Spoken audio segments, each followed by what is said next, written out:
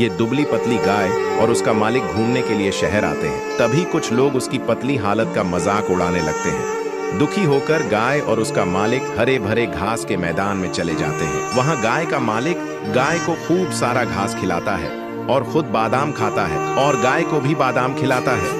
धीरे धीरे दोनों के शरीर ठीक होने लगते हैं। फिर वे दोबारा शहर वापस आते हैं। लोग उन्हें देखकर हैरान रह जाते हैं।